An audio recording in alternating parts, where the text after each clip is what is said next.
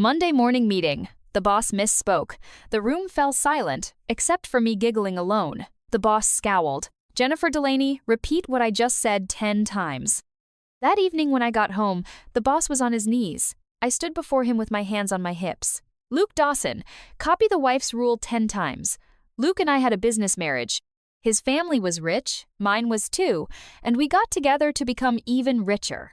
It's been 3 months since the wedding, and I have a small dilemma. I think I'm starting to like Luke, which should be perfectly normal, considering that face of his is known as the kind that makes you surrender with one more glance. The fact that it took me 3 months to surrender means I've got some real self-control. And I should be grateful too.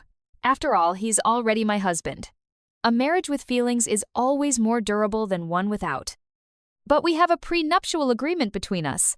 Actually, we have quite a few. Both our families are tricky, and there were so many property division agreements that I nearly sprained my wrist signing them all. The one I care about is the private agreement we drafted together about our married life. Luke's request for me was simple: be a good wife. I had 3 requests for him. First, keep his private life simple. Second, maintain a healthy lifestyle. Third, only talk about money, not emotions. Back then, I swore up and down that even after marriage, I could live my own carefree pseudo-single life. Unexpectedly, it was me who crossed the line first and caught feelings. Serves me right. Being a sucker for good looks can really get you. After realizing my feelings for Luke, things got awkward between us. I couldn't help but want to look at him. Before, we'd do our own things at home. Peacefully coexisting, he reviewed his company accounts, and I studied beauty trends. But now I found it hard to concentrate. Knowing he was in the study, I couldn't help but bring in a plate of fruit or a cup of coffee. Luke would take off his gold-rimmed glasses, rub his temples, and glance up at me. "Do you need something?" "No." I denied immediately, but then thought of something and timidly added, "Yes. Go ahead." He leaned back in his chair, reached out to take the coffee from me, and sipped it, frowning slightly. "Does it taste bad?" I asked. "Too sweet," he said. I was puzzled. I didn't put that much sugar in it. Under his expectant gaze, I got to the point. "I want to work at your company. Just give me any position." This was my best friend's suggestion. My leisurely days of shopping and tea weren't going to win over a workaholic husband like Luke. If I wanted him to fall for me, I had to stay in his line of sight all day long. Not just at night, but during the day too. I understood that well and volunteered, "How about being your secretary?" Luke choked on something, then bluntly said, "Secretary is out."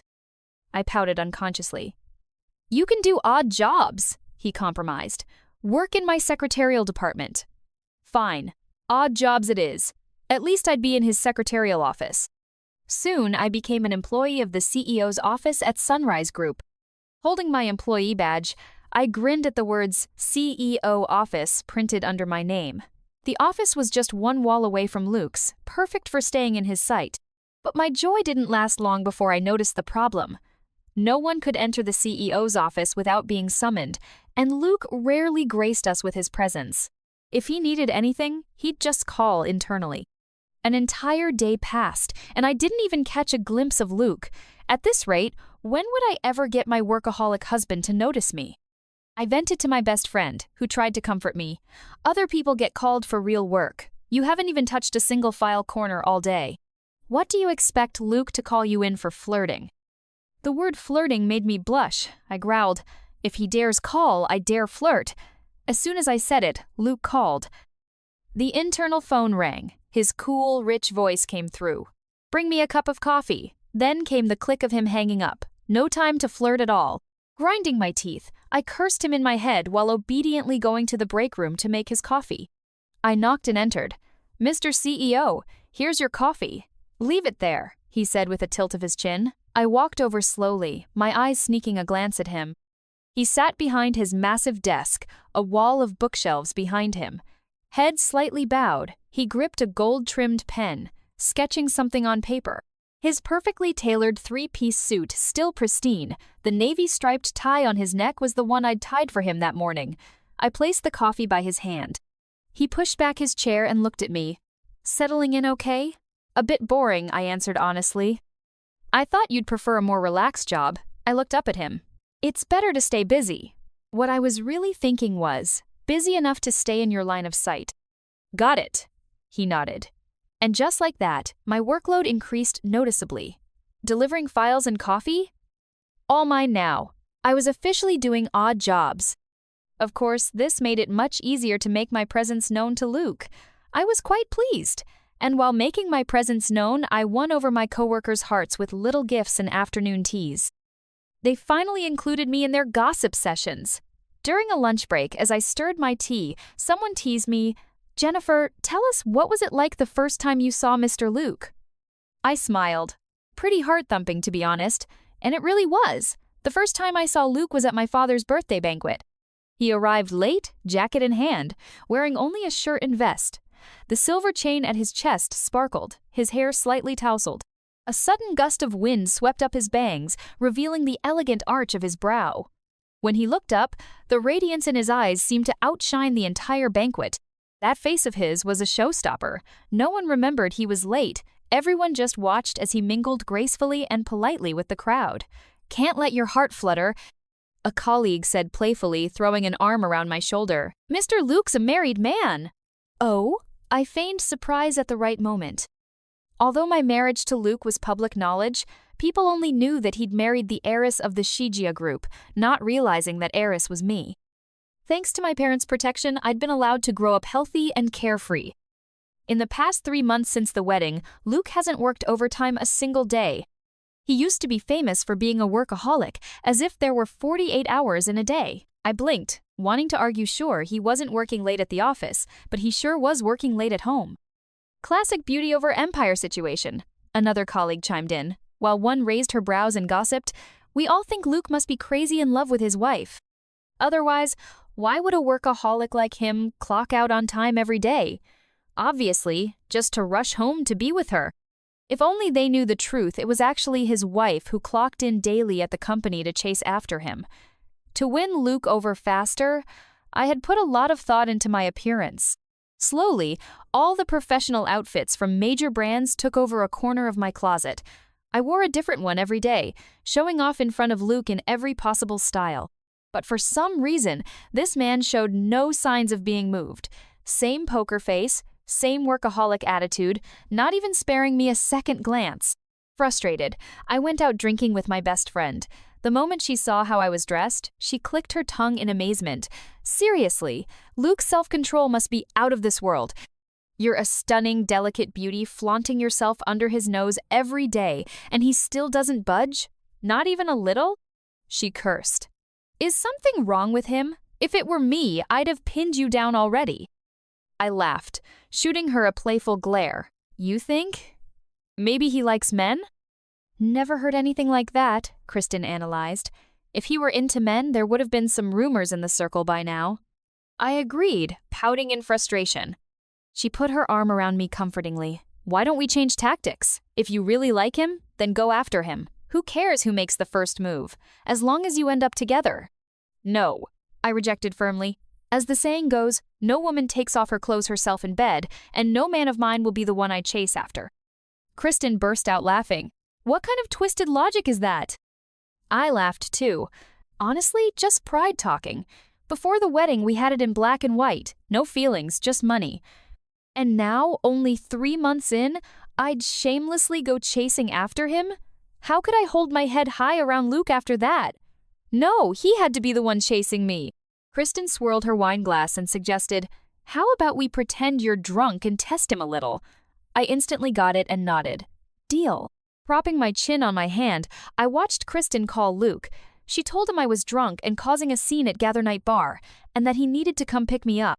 On the other end, he simply replied, "Okay." While waiting for him, I started to worry. What if he sends a driver instead? Kristen said, "If he does, we don't want him anyway." I nodded fiercely. She had a point. As we waited, I touched up my makeup a little rosy cheeks, moist eyes looking convincingly drunk. When Kristen's phone rang, I quickly slumped over the table, pretending to be out cold, as Luke appeared at the bar entrance. He must have just showered. His hair was still damp. Instead of his usual tailored suit, he wore simple, comfortable loungewear. He strode toward us with his phone in hand, wearing slippers. With hazy eyes, I played drunk. Luke immediately scooped me into his arms and asked Kristen, "How did she get this drunk?" "She's probably got something on her mind," I heard Kristen answer, her solemn and sympathetic tone nearly making me burst into laughter.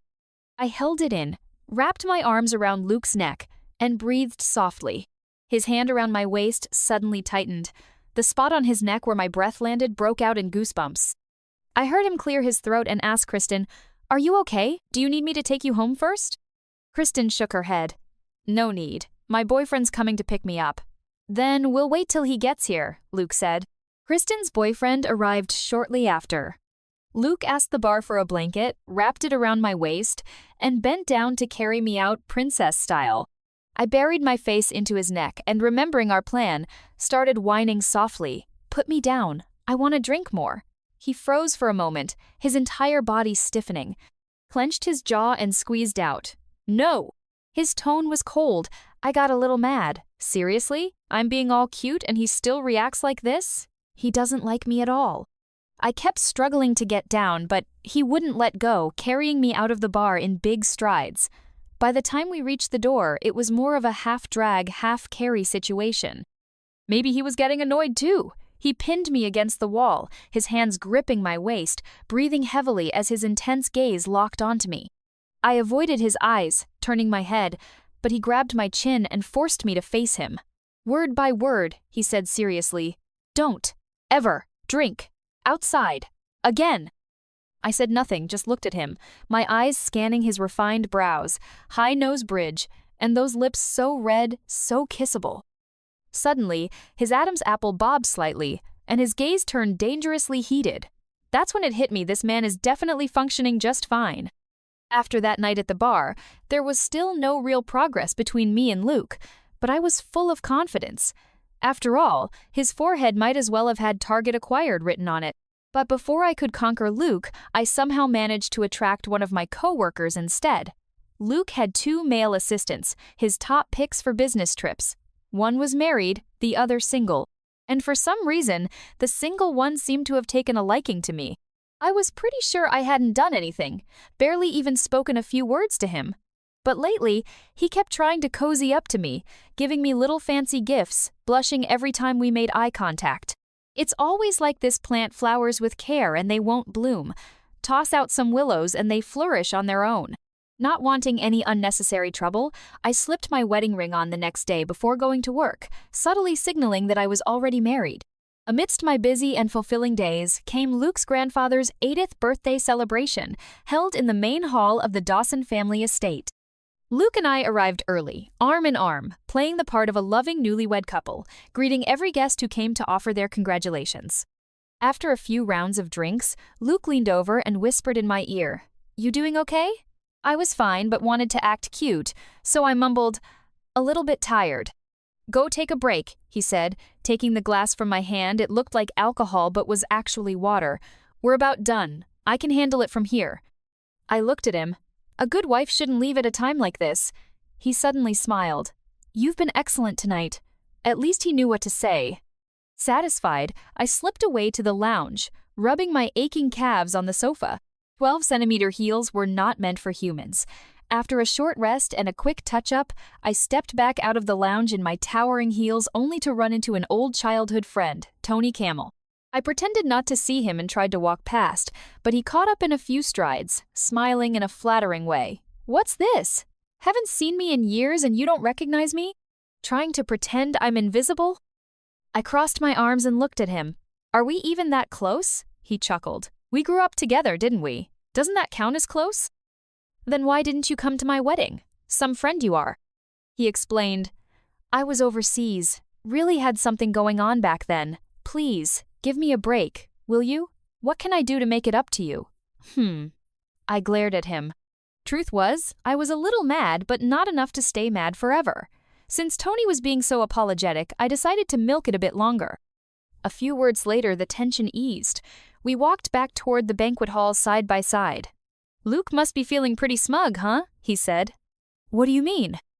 "I mean, marrying the one he's always wanted, how could he not be smug?" He froze for a few seconds. "You don't know?" I instantly caught on. "You mean Luke's always liked me?" "I didn't say anything." He quickly covered his mouth. I stared him down, pretending to be fierce. After a few seconds of standoff, he caved. Yeah, it's true, but don't you dare tell Luke I told you. From his account, I heard a whole new version of the story. Turns out, Luke had secretly had a crush on me for years, and even orchestrated the whole marriage arrangement between our families. That sneaky bastard. I always wondered who he was trying to show off those abs to when he'd walk around half-dressed after showering. Turns out, it was for me. He's been baiting me this whole time. Like a fool. I fell right into his trap, not only falling for him, but also scheming to chase him. What a backfire. I took a deep breath to calm myself. Once I'd cooled off, I returned to the banquet hall. Inside, glasses clinked and laughter filled the air. Luke stood beside Grandpa Dawson, his back to me, holding a glass as he greeted well-wishers. That tall, broad back was just oozing handsomeness. I called out sweetly, "Honey!" His body visibly flinched, and a bit of wine splashed from his glass. Suppressing a laugh, I quickly walked up to him. If he's been baiting me, let's see who wins this game. In the months since we married, I'd never called him Honey before, usually just his name or nothing at all. This first Honey clearly hit him hard. He couldn't recover for quite a while. Still greeting guests, his face froze up, nodding and smiling purely out of habit. His toasts were mechanical. Every now and then, he'd steal a glance at me. Hiding my mischievous smile, I tilted my head and winked at him. He quickly averted his gaze, looking flustered and panicked. This was too much fun. When a batch of guests finally left, he pulled me into a corner, lowered his voice, and questioned, "What was that about?" "Just being lovey-dovey," I said innocently. "Seeing us act sweet must make Grandpa really happy, right? Or do you not like it?" He cleared his throat. "I just wasn't prepared." "You'll get used to it." I skillfully linked my arm through his, glancing at his face as I tested him again. "Honey?" He answered with a stiff face. I pouted. "Don't think I didn't notice you're clearly enjoying this." After learning he'd liked me all along, I finally realized that poker face of his was just a shield, hiding all the love he's kept bottled up. Just like always, I brought him coffee in his office. Seeing his usual cold facade, I couldn't help teasing him. "Honey, here's your coffee." His pen slipped, leaving a bold streak across the paper. He held himself back, looking at me. "Don't call me that at work." "Okay." I answered sweetly and urged, "Hurry up and taste my coffee." He took a sip. I didn't rush to leave. Leaning on his big desk, I propped my chin on my hands and stared at him intently. 1 second, 2, 5. He couldn't take it. "W, what's wrong?" I almost laughed. It had only been 5 seconds. I shook my head slowly, feigning curiosity. "Where are your glasses? Haven't seen you wear them today." "They were poking my eyelashes," he said, "and my eyes aren't tired yet." I switched to a fangirl tone. "But you look so handsome with your glasses on." "Oh," he responded flatly as if it was nothing, and took another small sip of his coffee. When I went in later to deliver some documents, the gold-rimmed glasses were already perched on his straight nose as he signed paperwork, a refined and disciplined look with just a hint of forbidden temptation. Damn it! I knew he was baiting me, but I still got completely hooked. Silently chanting for calm, I placed the documents by his hand and said, "Tony's treating us tonight. I won't be coming home for dinner." He turned his head, giving me a once-over, and asked, "Do you want to go home and change first?" White blouse, gray pencil skirt, nude heels, definitely not the best outfit for hanging out with friends. I nodded. He added, "Let's go together." Kyle had something at home today, so I let him off early. Kyle was his driver. I hesitated. "But if you leave work in my car, it'll be too obvious." He was easygoing. "I'll just walk to the corner and get in there." I was still hesitant, but after a 2-second pause, he suddenly winked and softened his tone. "Please take me, wifey." Damn it! Using his good looks against me, I gave in without a fight. In the end, it turned into him driving me home, taking me to the gathering, and being pulled in by Tony and the others for dinner after much reluctant protesting. Watching the whole thing unfold, all I could think was, "Ha! Man, thy name is actor." The gathering was held at Tony's family hotel. We picked a round table and sat down to eat. Luke sat on my right. After who knows how many times he glanced at my waist, I was starting to lose my appetite, mostly because I was trying not to laugh. For casual friend gatherings, I usually dressed for comfort. Today, I wore a simple white tee and wide-leg pants. The shirt wasn't short, but every time I reached for food, my elbow lifted, pulling the hem up slightly. Up and down, it kept exposing my waist. Seeing how much he enjoyed the view, I simply twisted the shirt into a little knot on the left side, accentuating my waistline and showing a bit more skin. 2 birds, 1 stone. Before long, Luke leaned in close. "Aren't you cold?" I held back my laughter and shook my head. "Nope," I thought to myself. "So it's fine for you to flash your abs around me, but I can't show a little waist? This is what we call fighting fire with fire." "Still," he said, "I have a jacket in the car. If you get cold, I'll go grab it." I gave him a playful look but hadn't even responded when someone teased from across the table. "Hey, lovebirds, what are you whispering about over there? Care to share with the group?"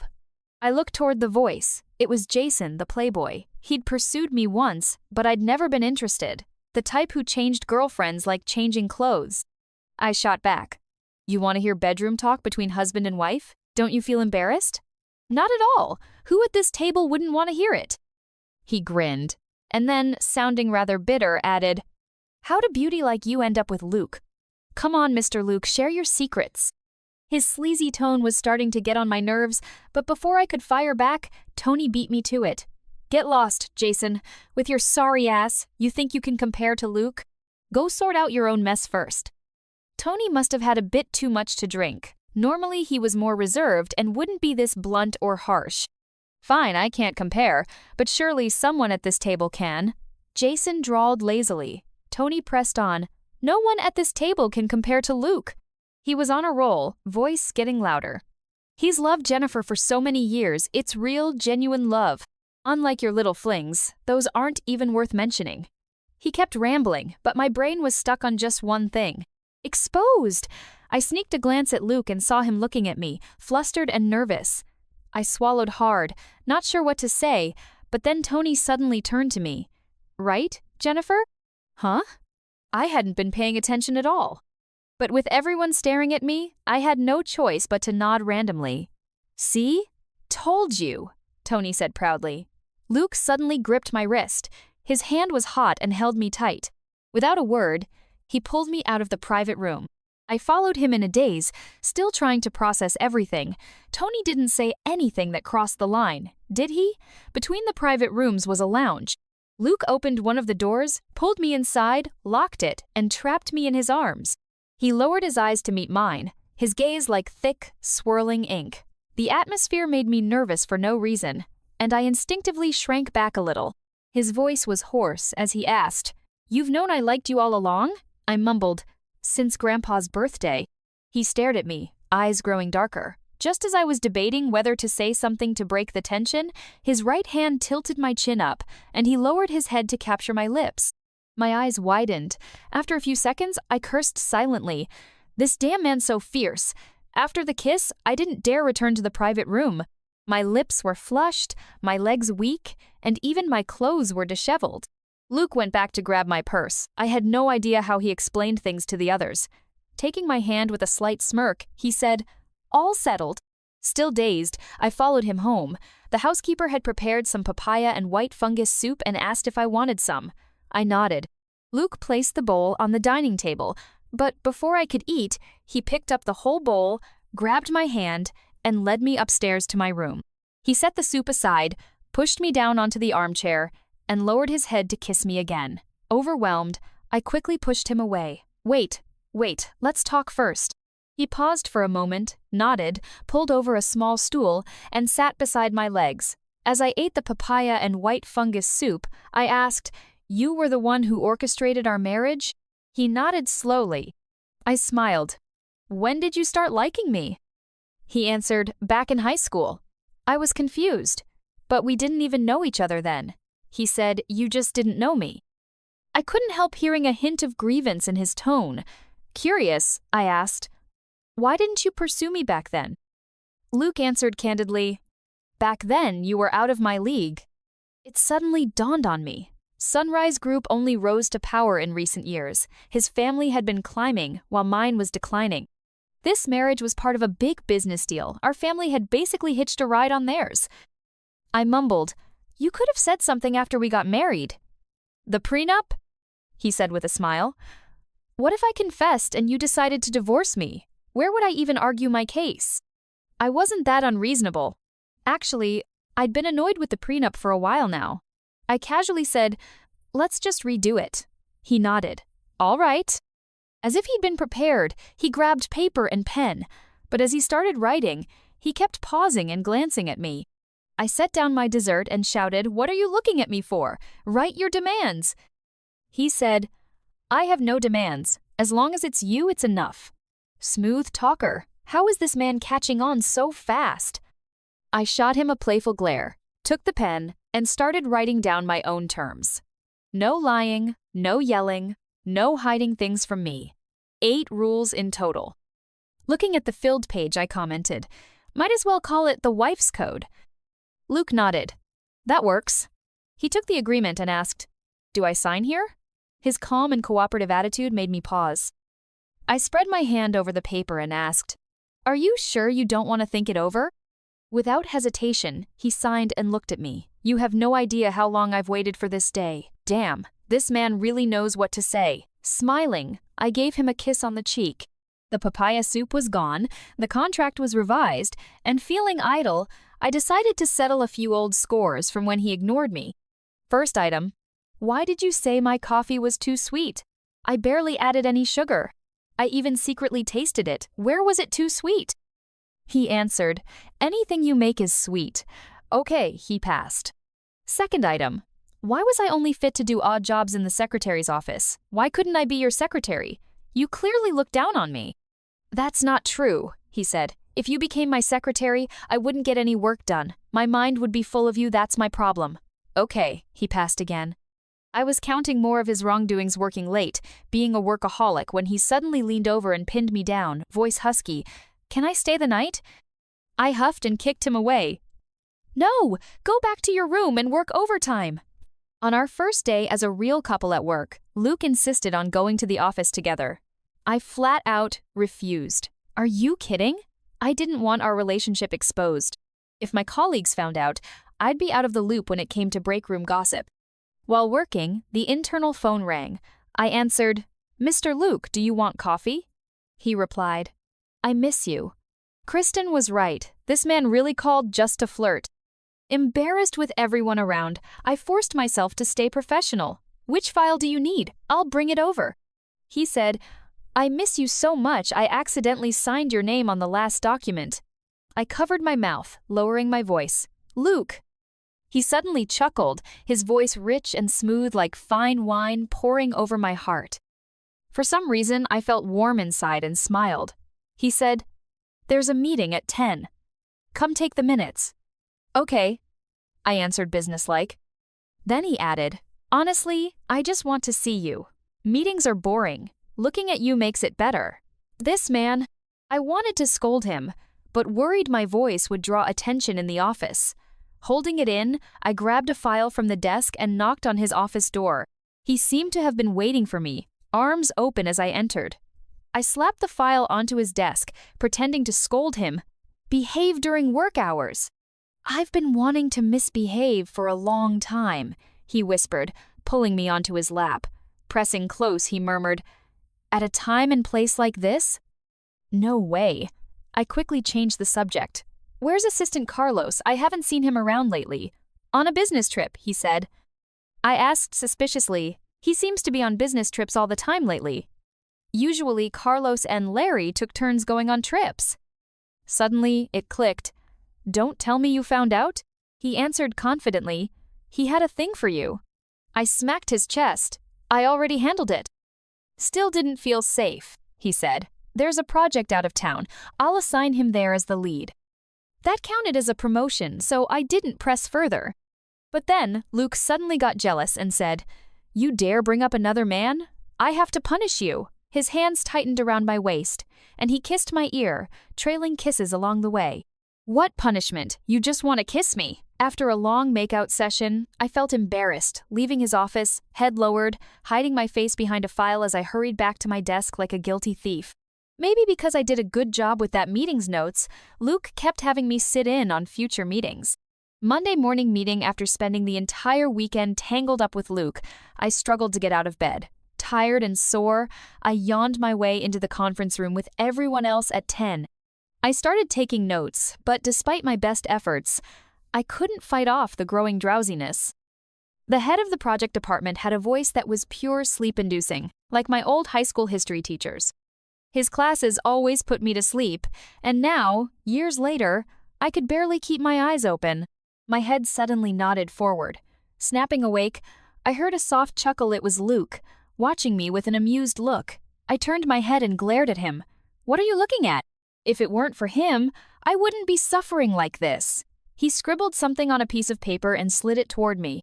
I glanced at the paper. It read, "Drool." Seriously? I quickly wiped my mouth with my hand. It was totally clean, no drool at all. He was messing with me. I kept glaring at him. He laughed again, his grin especially bright and infuriating. Just then, the project director finished speaking, and it was Luke's turn. He flicked the mic with his finger, cleared his throat, and said, about the drool." The room fell silent. I remembered how he had just teased me without mercy. I couldn't help but burst out laughing. Now it's your turn to embarrass yourself." Luke kept a serious face, looked at me with interest, and said, "Jennifer, repeat what I just said 10 times.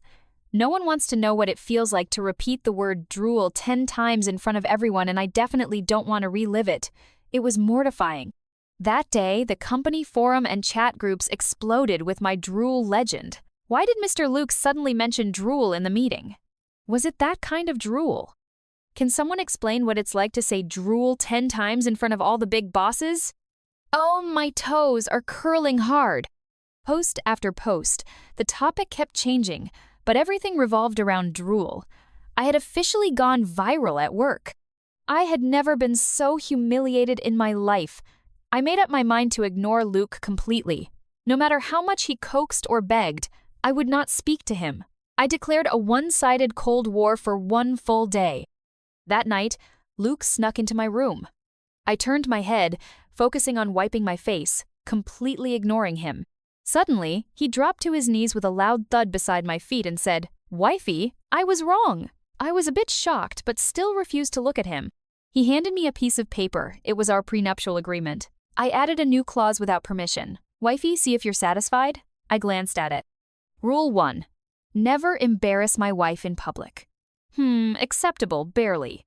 But I still didn't plan to forgive him just yet. Then my eyes landed on the large title at the top, Wife's Code. I retaliated, glaring as I said, "Luke, copy the wife's code 10 times. He looked up. "If I copy it, will you stop being mad?" I stayed silent, though honestly, my anger was already gone. He suggested, "How about you record me copying it and post it on the company intranet? That way, we'll both be embarrassed together." I wasn't falling for it. "You just want to go public, don't you?" He answered as if it were obvious. "We're legally married, why shouldn't we go public?" The real issue was me. I didn't really want to. If our relationship went public, I wouldn't have the same freedom at work anymore. The tables had turned. He was the one being coaxed now. But Luke was easy to please. A few kisses later, everything was back to being sweet and sticky.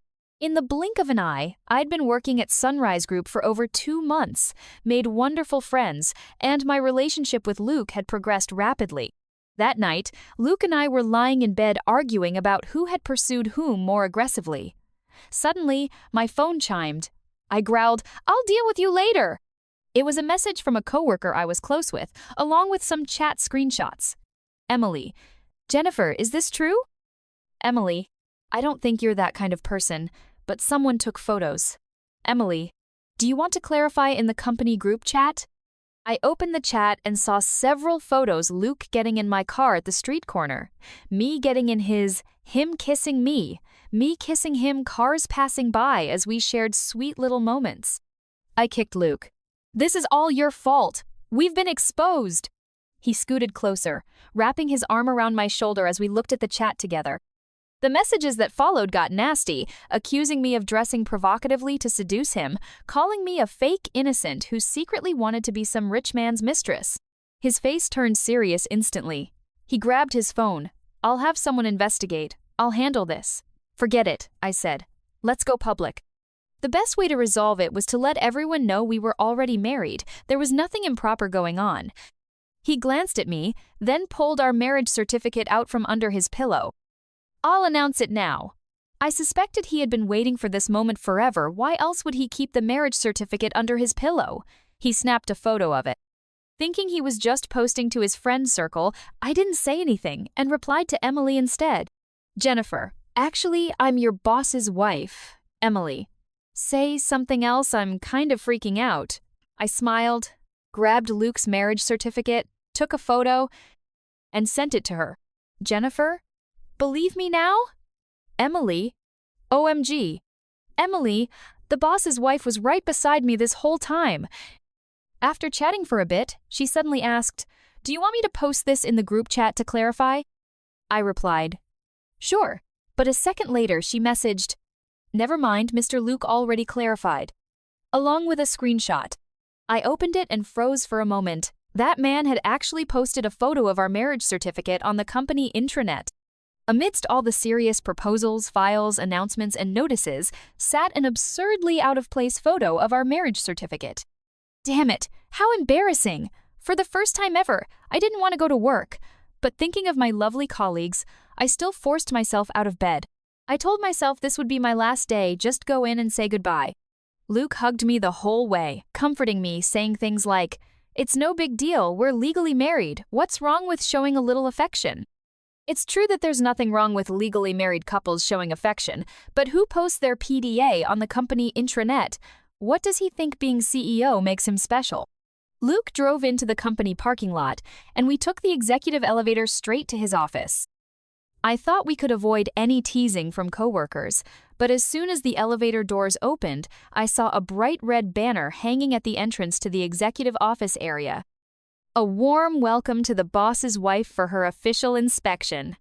So tacky, so ridiculous, yet honestly, kind of funny. Luke couldn't hold back his laughter. He patted my shoulder, suppressing his grin, and said, "Go on, boss's wife. Time to inspect your department." Blushing hard, I forced myself to walk into the office area step by step, greeted by my coworkers' enthusiastic cheers and applause. Embarrassing, but not nearly as bad as I had imagined. I found my desk and slowly sat down. The whole morning passed, and my colleagues were friendly.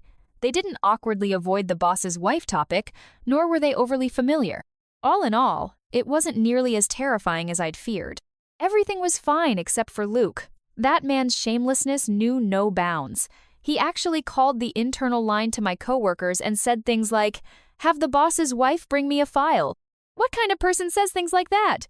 Flushed with anger, I stormed into his office to scold him and told him not to expect me to have lunch with him. I ended up eating lunch with my coworkers at the company cafeteria. Just as I was finally calming down, a small gift stirred my emotions again. After the cafeteria lady finished serving my food, she pulled out a delicate paper bag from beside her and handed it to me with a smile. "From the boss's wife. If you want to say thanks, thank the boss's wife." I was mortified and mumbled weakly, "Thank you, boss's wife." Emily and a few colleagues nearby couldn't hold back their laughter and burst out giggling. I shot them a playful glare, struggling to suppress my curling toes, took the bag, and followed them to the table. Everyone got one of these gift bags, which contained the latest electronics, luxury skincare products, wedding candies, and other small items, something for everyone. I had no idea about any of it. It was clearly Luke's doing. Throughout the meal, coworkers who recognized me kept coming up to greet me, all smiling and ending with, "Thank you, boss's wife." It was definitely a unique work experience. In the afternoon, I went to HR to process my resignation. They probably fast-tracked it for me. It was done in just a few minutes. Now, free of any job title, I strutted in my heels straight to Luke's office. Pushing open the door, I walked in. Seeing me, Luke teased with a smile. "What kind of secretary barges in without knocking?" I grinned smugly. "I'm the boss's wife now." "Oh?" he said. And what business does the boss's wife have? Smiling, I walked over. Just checking if you've got any secret lovers hidden in here. He pulled me onto his lap. Aren't you one? Shameless, I lightly smacked him. Glancing at the pile of files on his desk, I pouted, When are you ever going to finish work? He caught on quickly. Does the boss's wife have plans? I patted my purse. Got paid today. I'm taking you out for dinner. He immediately replied, Then I better work fast. Can't waste the boss's wife's treat. I kept him company at work until 6 in the evening when he finally finished. Hand in hand, we walked to the parking lot. As the car pulled away from Sunrise Group, I looked at the sky tinged with red clouds and thought about my short but eventful time working there. Landing the perfect husband, no matter how I looked at it, it was totally worth it.